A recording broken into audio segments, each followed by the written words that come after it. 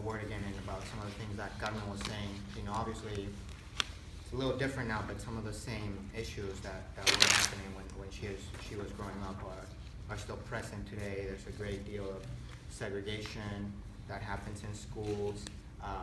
and even though there are more books now, it's still a very, very small percentage. I'm bad with statistics, but out of the thousands of picture books,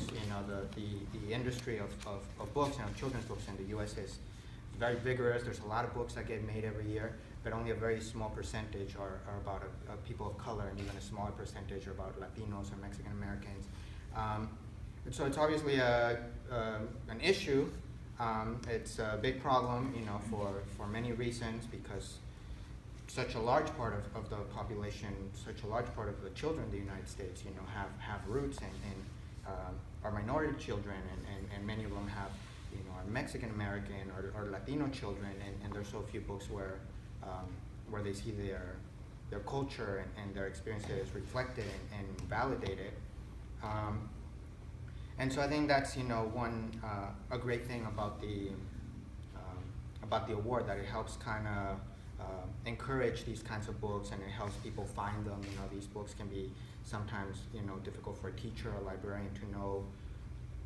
how to find these books, where to find these books, and I think that Tomas Rivera is like an excellent resource to get a list of books that different experts in the field have read through, and they think that they meet these high standards. Another thing that I think that the award does really well is the award is celebrated in Texas State University in San Marcos, just south of Austin, and the award really does a great job of sort of involving kids and from the different public schools in San Marcos and in Austin to engage with these texts, to do all sorts of different projects, whether it's art projects or plays or different things that relate to them. And I think that that's very it's very satisfying as an author, definitely, and as an illustrator, when you see your work sort of absorbed and kids excited to work with it and to be doing something with it. But it's also just, that's the whole purpose of books, and that's a very rewarding thing about being an author and an illustrator, is that the book kind of has a life of its own after you create it, and then that children and young readers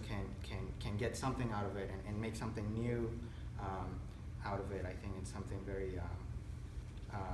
just very important, very positive, and it's definitely a big reason, very energizing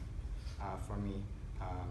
I did a book called Pancho Rabbit, which is sort of a fable, a little bit like the Little Red Riding Hood, but the coyote in the story is also a coyote, like a person that smuggles people between the U.S. and Mexico border. And one really neat experience I had with that book is when a group of fourth graders in a school in Texas they called a multi-voice poem about their own border crossing and immigrant experiences and their families' experiences,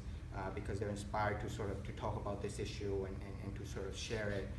after they read the book. And there's just been some very neat projects, and as an author, it's been very energizing to sort of have my work recognized, and then to see what readers and what students do with it.